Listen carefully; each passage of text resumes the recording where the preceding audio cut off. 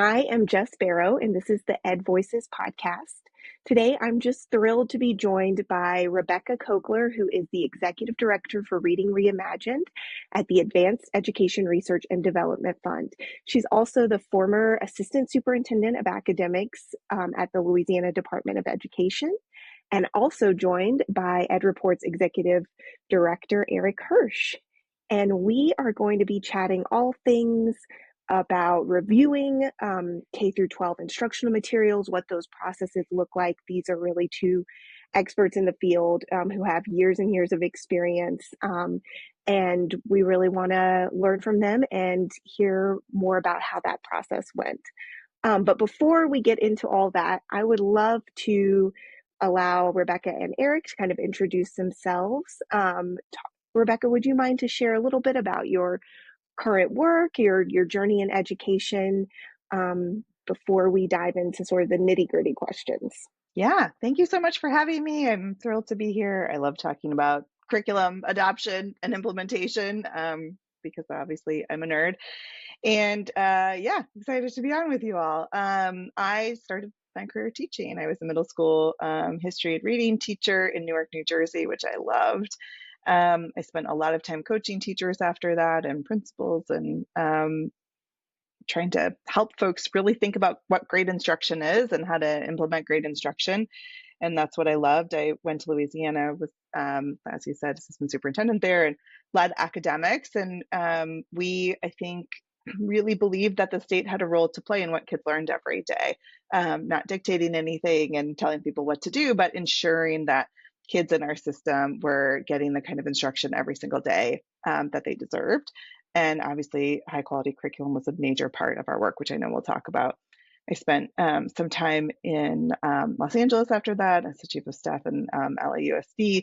And when I left public education, I've since really focused my time and effort on the thing I most struggled with when I was in those school systems, which was really figuring out how to ensure that students succeed in learning to read, not just in elementary school, but up through middle school. Our systems all most struggled, and the ones I was a part of, to see sort of permanent change and growth in middle school reading. And so now, as you said, Jess, I lead our work at Reading Reimagined and our sort of sister partner organization, Magpie Literacy, where we fund research to better understand why kids struggle to read and what to do about it, and build more integrated research-based tools to help teachers deliver on that every day. So great to be here. Yeah, thanks so much. Great to hear a little more about your journey. Eric, what would you want to add about I know you recently had your 10-year anniversary at EdReports, but there are many other aspects of your journey through the education field as well.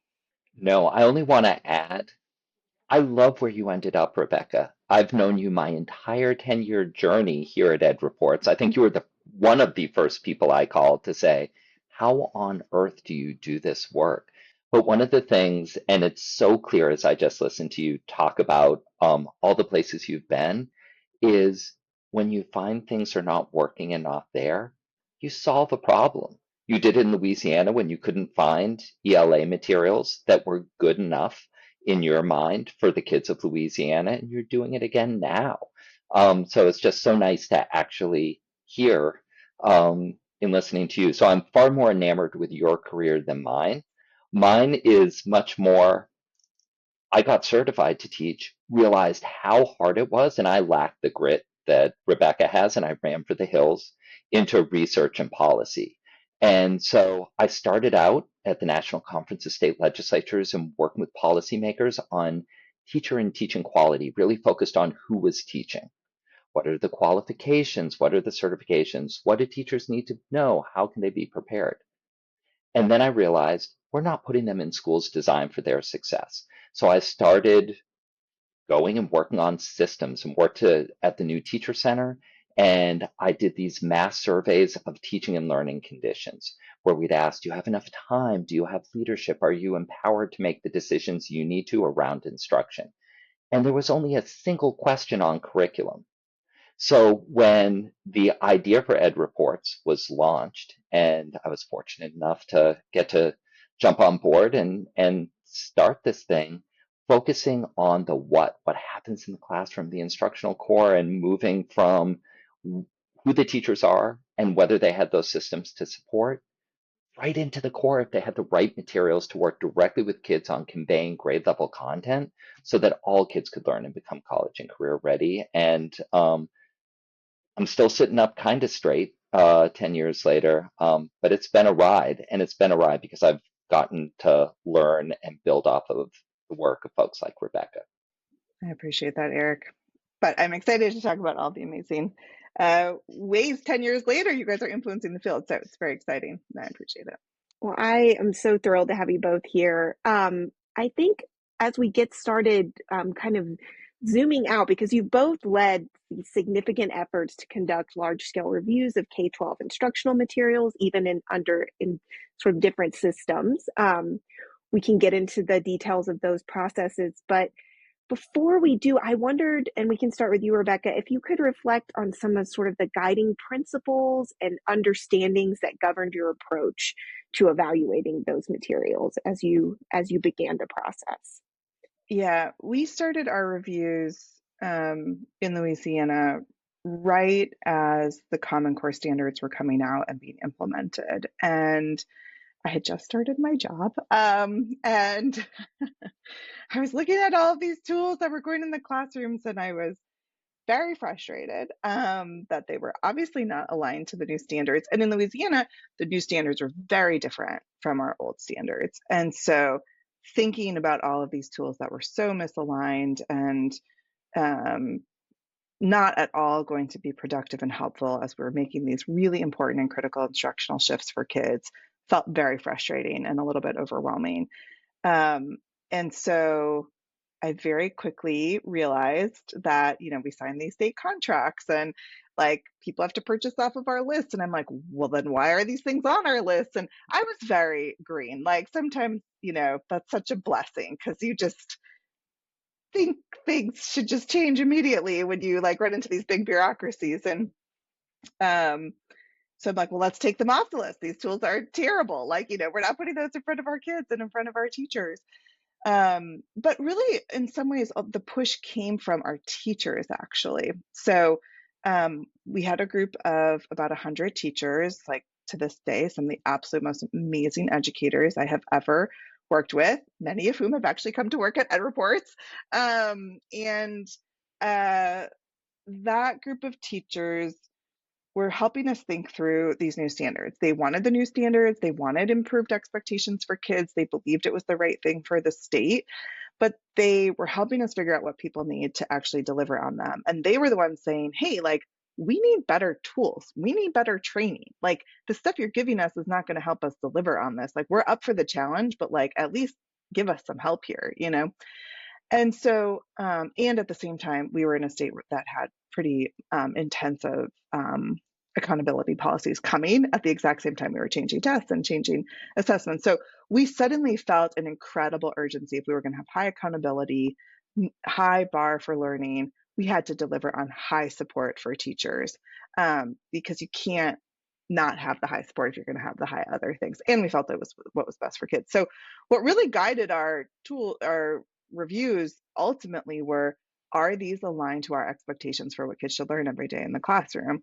And if not, they shouldn't be in the classroom because that's not what kids deserve. So at the end of the day, that was the thing that governed if something kind of hit our bar for quality or not. And we can talk a lot more about details and policies and all the things required, but it was truly just about alignment to standards, alignment to the expectation that we believed kids deserved, and whether or not materials were truly delivering on that.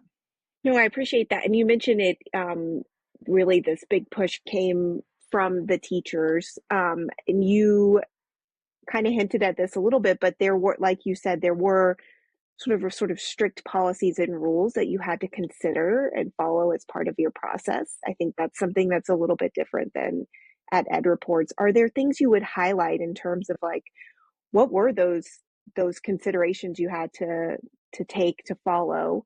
And sort of what did you learn along the way from having to work within that structure? Yeah. Yeah, an adoption state with rules and regulations is a lot different than starting and standing up a nonprofit, right? Yeah. Yeah. Yeah, and like we have in our setting some more complications, and you guys in your setting have some different and harder complications, and they're just unique and different, both with the goal of trying to help people purchase quality materials for kids, right? And so one of the things that felt counterintuitive when we did it, and I think people thought they were surprised that we did it. Our law at the time required you to buy off of our list, and we got rid of that law. And it was one of the things that saved our process, actually, which again is very counterintuitive because you would think, well, if you want everyone to change, require people to purchase off of your list and um, make sure that list is quality. And in some places that would work. In Louisiana, that doesn't work. We're a very intensely local controlled state, and our list was very long for a reason. So you can force people to purchase off of your list when you're going to put everything on your list. But the minute you make that list really, really rigorous and you have fewer things on there, you're going to take a lot of heat. And not only are you going to take heat, people might not be invested in the process. And we wanted a process that would still last a decade later once we knew we would be gone and, et cetera. We were trying to make really lasting change. And the process does still exist. And people do still purchase quality pretty regularly in Louisiana. And I think part of that was because one of the major shifts we made was we said, you can purchase whatever you want. Ultimately, this is your choice. We are going to do two things. Well, primarily and mostly, we're going to make the best quality stuff the easiest stuff to purchase. That was our ethos. Like, what does it take to make the absolute best stuff the easiest thing to get in people's hands? If that is sort of your orientation, then you do a couple of things to make that orientation come to be. One, you direct people towards quality, which were our reviews. Let's be really transparent about what we think is quality or not. Take it or leave it, do what you want, direct people towards quality. Two, you have to incentivize quality. So what incentives can we give people to purchase the stuff at the top of the list instead of the stuff at the bottom of the list? And then three, take away roadblocks in the way. There were all of these complicating things that made it harder to purchase the higher quality materials. Some of them needed printing things set up. So we set up printers shops around the state where people could just like push a button and all of the materials would show up on their doorstep. Some of them needed certain types of contracts set up that would make it easier for procurement. So we set up those statewide contracts to make it easier. There are all of these barriers to purchasing the best quality things. And we obsessed about learning about those barriers from our school districts and then taking them away. So again, like this ethos of my job as a state is to make the absolute best thing for kids the easiest to purchase, direct quality, incentivize, take down barriers. And that was like all we tried to do to really make change. But that was surprising, I think, to people that we didn't mandate. And to me, that third bucket of take down barriers, I was surprised by how many weird operational and technical and bureaucratic barriers there were to purchasing the best thing. And I had a lot more time and ability to fix those things for districts than relying on districts to fix those things for themselves. And that was something I did not anticipate in the process that I thought was interesting. I think one of the things in listening to you, Rebecca, is how much you hold as a state, right? So oftentimes we talk about our role is more like the judicial branch. We are adjudicating quality. But because you set the standards at the state, you're actually helping districts implement. You are both creating and helping districts around those barriers. You hold so much. And we at EdReports have, as a nonprofit, the laser focus and to some degree in comparison luxury to just say, actually, we only have to do one of the three things you did. We need to make states and districts aware of the barriers, that how you choose actually matters in whether it's used, and make sure they're aware. But our job is just to signal quality and try to really define what quality is. And I think we learned so much from your work around a couple things. The ones who should determine what quality is are educators. They're the ones who utilize the materials in the classroom. They're the ones who should be looking at this material. We look at research, look at standards, right, and utilize advisories and experts, but it's really having educators lead the process as a guiding principle because they're the ones who suffer so much if you don't give them high quality scoped and sequenced materials that allow them to really do their best work. And one of the things I hope that we have, like you had, and it was one of the things looking from afar, we weren't sure. Do people believe in the list you created? And we think a lot about what is it about the EdReports process, because this is all undergirded by trust, right? It's almost like trying on a shirt. If you don't believe the evidence you're reading or the indicators matter, nobody will take that quality signal. And once you said you can pick from these quality, they have to be like, no, I think these are quality. And for us, that has been so many different things. In the same way you don't mandate, we don't make recommendations. More people talk about EdReports Green as the be all end all than we do, where we think it's a place to start and has some great evidence and information to help districts make the right choice. We pay for our materials. We work so hard to find educators who earn that trust. And we hope we earn it by training them, calibrating. And we learn so much from your training. And that's why we've hired so many of your educators as well from Louisiana to do our reviews. They knew what we were trying to do because you had raised the bar in a way no other state did, right? And of course, when you raise the bar, people who don't hit the bar push back and push back hard. But that's part of the work. Yeah, it's interesting. It is. And it's interesting when I talk with states who are about to take on that work. I think there's a great fear like teachers are not going to be into this, they're going to push back. And I just like the thing I tell people over and over and talking to other states who have then gone through it, it's like teachers are not your challenge. Like, honestly, like teachers show up because they most want to serve kids, period. Like most teachers could do many other things. And so they want to serve kids at the end of the day. And teachers do want high quality materials actually and want tools that they can use. So we just did not find pushback from teachers as the primary challenge in our work. Now, yeah, are there sometimes teachers who are like, oh my gosh, these standards, kids aren't capable of them? Of course. Does it take time? But, do they need training on it? Yes, of course. Like, I'm not saying like no teacher was frustrated by the change. Of course they were, and change takes time. But I think people also want it immediately. And there's an arc to some of these things that I would always tell districts, like everyone cries in October, guys. Like, get on board. Like, it's hard. Like, everyone's stressing in October. And like, maybe I cried in October. And then like, it's just the first October. And then the next October, everyone's actually feeling so much better. And so you have to kind of, now we have, the gift of sort of the arcs and of the time. And 3 years in, we had so many teachers fired up about high quality curriculum, which is again why I think 10 years in, actually, Louisiana is now 14 years in to, 12 years in to high quality curriculum being used in the state. It's still being used. Most districts are still choosing it. Most teachers are still using it because teachers actually really loved the materials and the tools. And over time, more and more saw the power of it and the potential of it.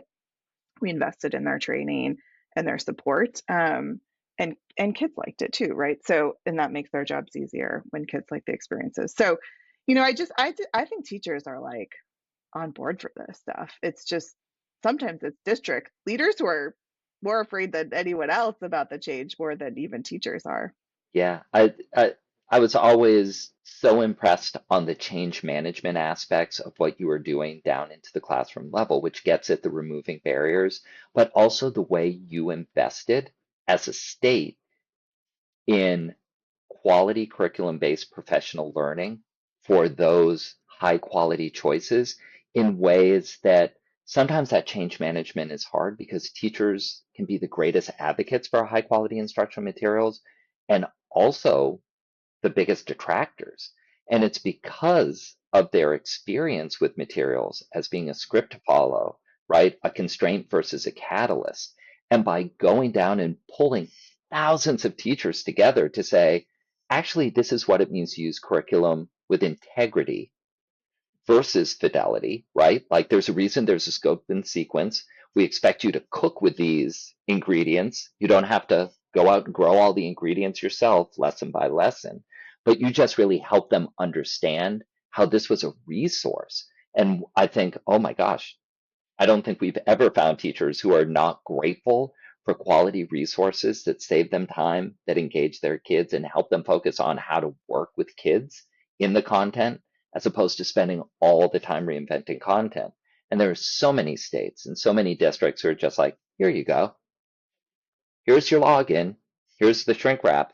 And y'all never did that. You found the state money. You found the way to invest. And I think it's why it's still in use 12 years later. And even after your administration had left, or everyone from that administration left, the idea and the way Louisiana does the reviews is still there because it makes so much sense. And hopefully that's why, again, we're still reviewing 10 years later, is helping people understand how to use these reviews in context as a place to start, but also helping them understand why curriculum is important in the first place. We know they won't come to the website and look at a review if they think curriculum is something meant to beat down teachers as opposed to a resource to lift them up.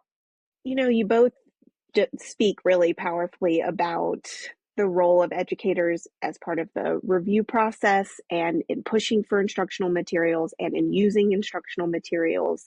This it's a little more of a specific question, but I wonder, I know we've dealt with this on the EdReports side, but if you could both reflect a little bit on how do you work to calibrate and ensure quality while centering a wide range of educator perspectives, since we know that's important, but we also know we have to come to consensus and have a high standard for the reviews themselves.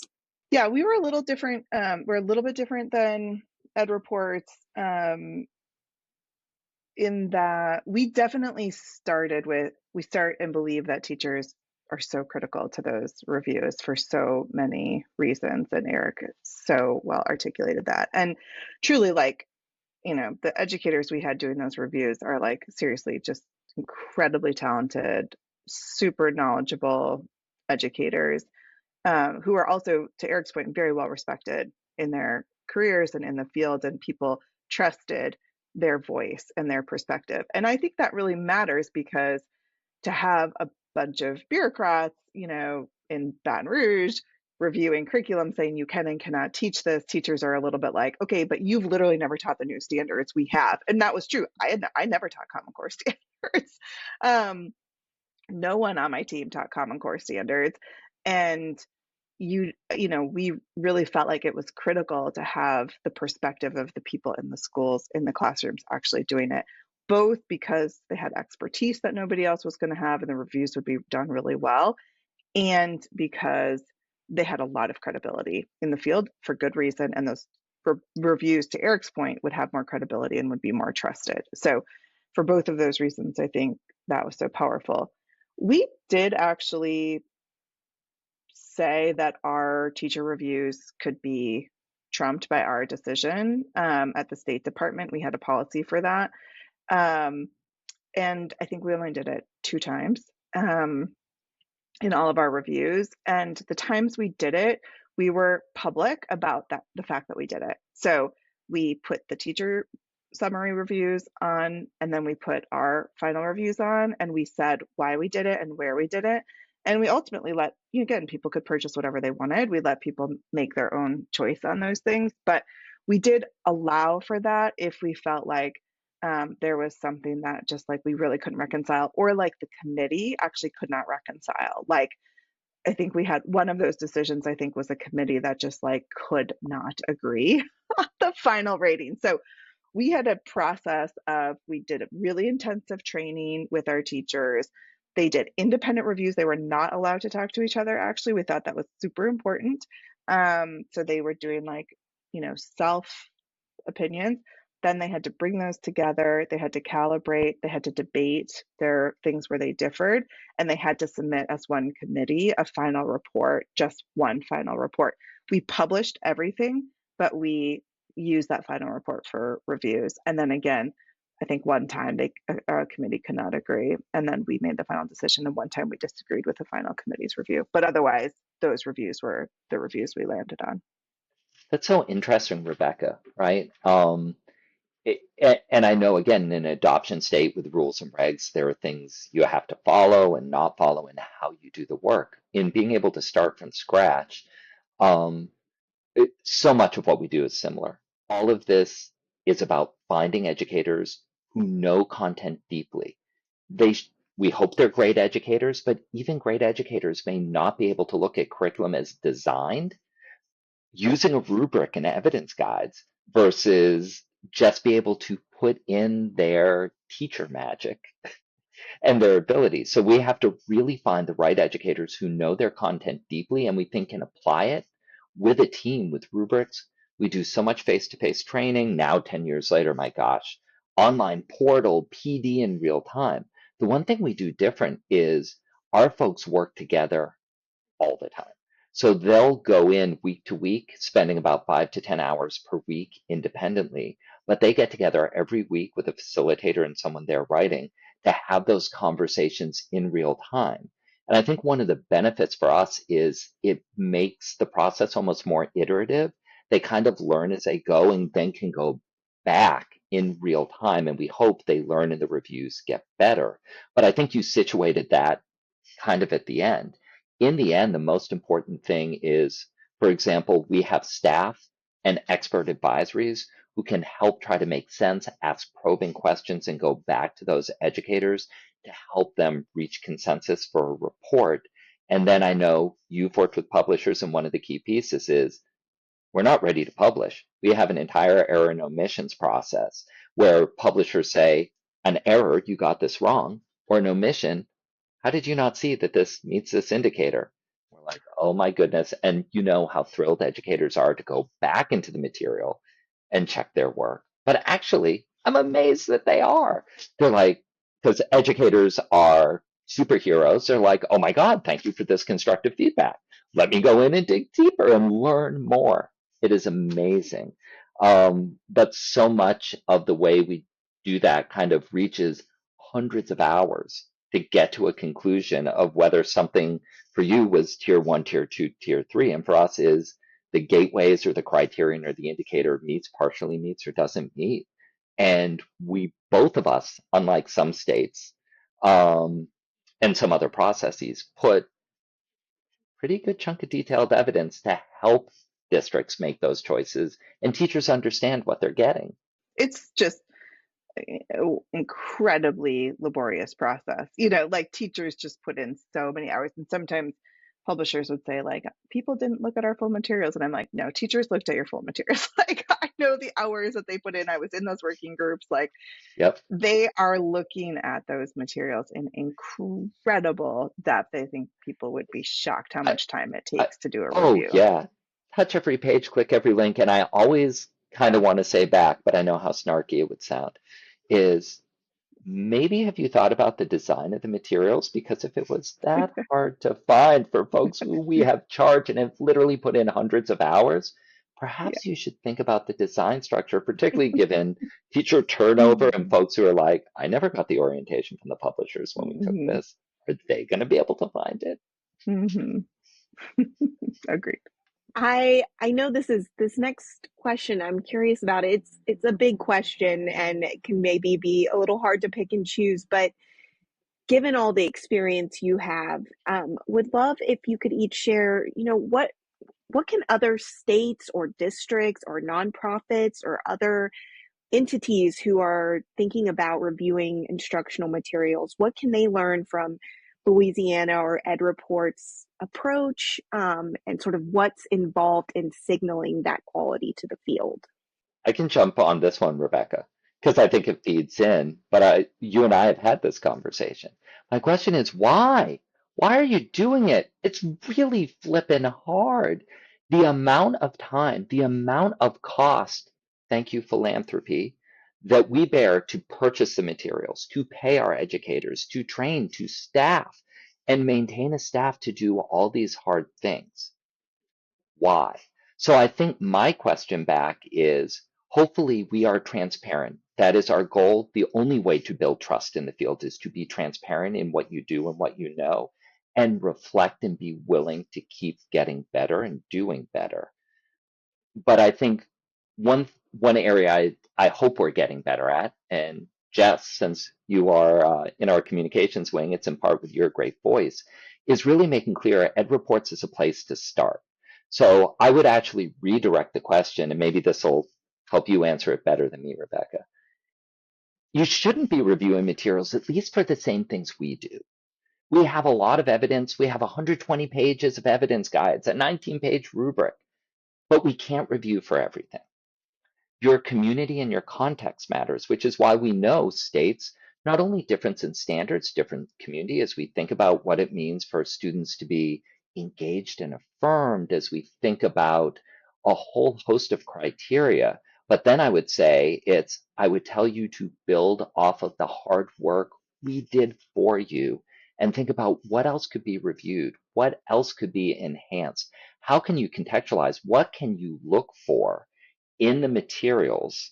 And we've done this a little bit. We did this when we tried to put out a primer on looking at cultural responsiveness. What do people mean? Here are some additional tools. Here are some things we've looked at and where we think the evidence is, but more, this is something, here's some support if you want to do it. But do you really need to re-adjudicate, relitigate grade level content standards and and it's not just the standards, the content and some of the real instructional changes around focus and coherence in math. Oh my gosh, we've done our best, Rebecca, in your world to look at text complexity, to try to really document what kids are reading. And hopefully you can then say, fantastic, what else can I do as a nonprofit to illuminate different things? Or as a state, I care about these things too in my state or district context. Yeah, I mean, I totally agree. I still get emails and calls regularly from folks who say like, oh, we want to learn how to do our own process. We want to learn, honestly, I still get like how to write our own curriculum. We saw you did both. Can we chat? And I'm like, don't do either. I did that because I had to. It was crazy. So yeah, I don't recommend that anybody do the same kind of reviews we were doing in Louisiana, 12 years ago. We did that because EdReports didn't exist. And we, we're trying to direct things in that way. But I totally agree. Like our rubrics were not as complicated as EdReports are because we didn't have the time to like do all of that thorough review. Like EdReports rubrics are more comprehensive, they're more thorough than ours were. Like there's just a set of things you can do and your whole organization is focused on those reviews. So, and I agree, there What are did you things have? to Three look at. staff, Rebecca? Yes, Three exactly. FTs? Exactly. So yeah, and that's the other thing. Folks are like, I only have one person to do this. I'm like, yes, exactly. You will not do this. Like, it's not possible. So, and there's a lot of green programs, right? And so to Eric's point, there's still a lot to sift out, even when you say you've met this bar for quality. And so, and frankly, getting people to purchase quality materials was not the hardest thing I did in Louisiana. And getting people to implement quality materials is so much harder. And so, like, if you can focus your time and money on the implementation side, which is like many multi-year process and complex and hard and expensive, like, do that. Like, focus your time there because that is so much harder to do than just getting people to purchase the right stuff. That's hard. I'm not saying it's not hard, but the implementation side of it is so complex. And so, to me, that's not where I would spend my time today. If I was a system, I would spend my time picking the right green product because it's the right fit for our community or school or setting. And then I would focus a lot more on implementation efforts. And there's supports out there now for that too, but it's still a really complex beast to think about supporting implementation statewide. Yeah, no, that's really it's helpful to hear from both of you, and I think it really illustrates how much has changed, right, in the last decade, in terms of what's available and the information that's out there. Um, well, as we're getting closer to wrapping up, I would love to hear from both, from your perspectives, and you've both touched on this a little bit, Rebecca, you especially just did, but what would you highlight as sort of some of the biggest opportunities and challenges of the future as you think about how we can ensure that students actually get access to the materials they need to support them to learn and grow? And in terms of, yeah, how the field is changing and where those energies might be best focused. Technology. I say this because obviously, like we are in my current role trying to figure out how to best leverage technology to get kids instructional experiences at scale. It's a wild west world out there, and the products to me right now, the technology market, the ed tech market feels like what the right immediately post Common Core market felt like everyone has flashy labels, everyone has AI, everyone has these things. It's totally impossible to figure out what's of quality and what's not.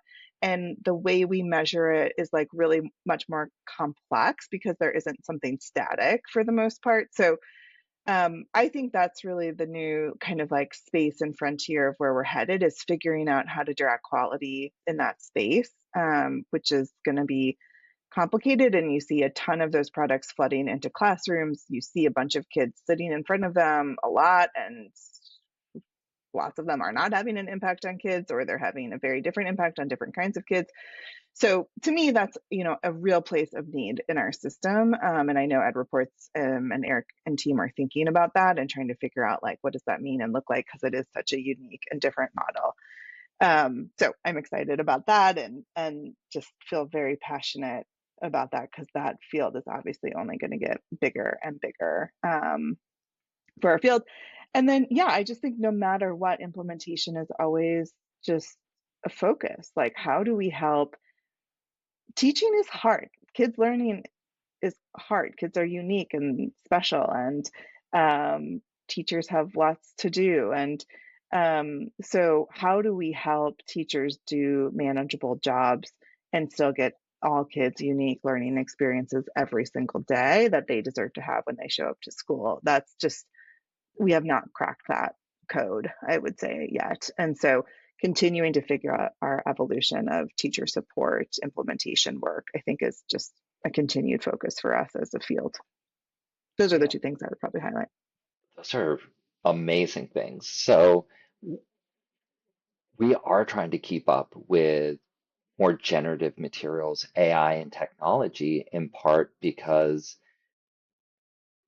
we understand and take very seriously our signaling importance in the marketplace. And if we can't figure out how to review, which Rebecca, you and Airdiv and Magpie are doing the hard work of trying to figure out how to actually design, we are going to inadvertently keep the market from innovating and finding the best things if we can't figure out a way to review things that are less static. So we've been spending a lot of time, and we are currently revising our tools now. We thought it was a great time given what research is known, and thinking about what other evidence and other things, one, can we be ready to review adaptive materials, but what's settled research and known about multilingual learners, engaging and affirming instruction back mapped into the materials, we can do more and get more information out there.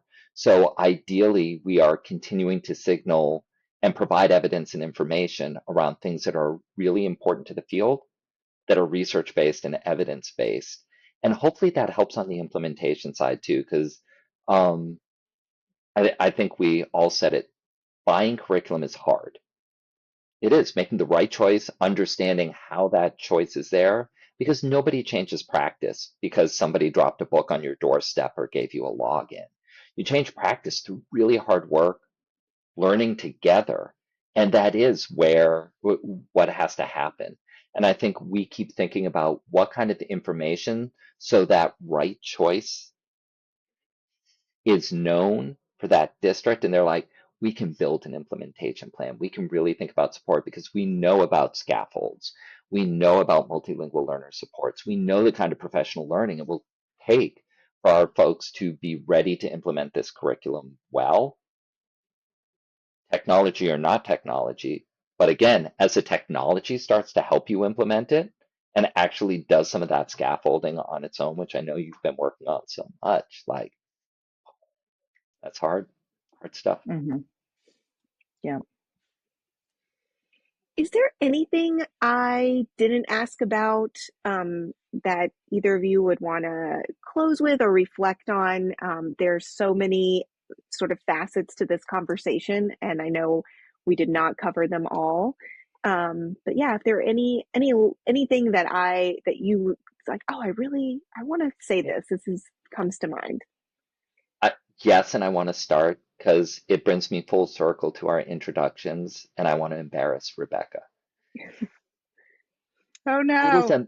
no, it is amazing what you were able to do as a chief academic officer in a state and how you were able to put students first and use curriculum as a scalable lever for change. So much of our work is predicated on yours. So many states are still replicating and stepping up to do some of the things you all roadmapped.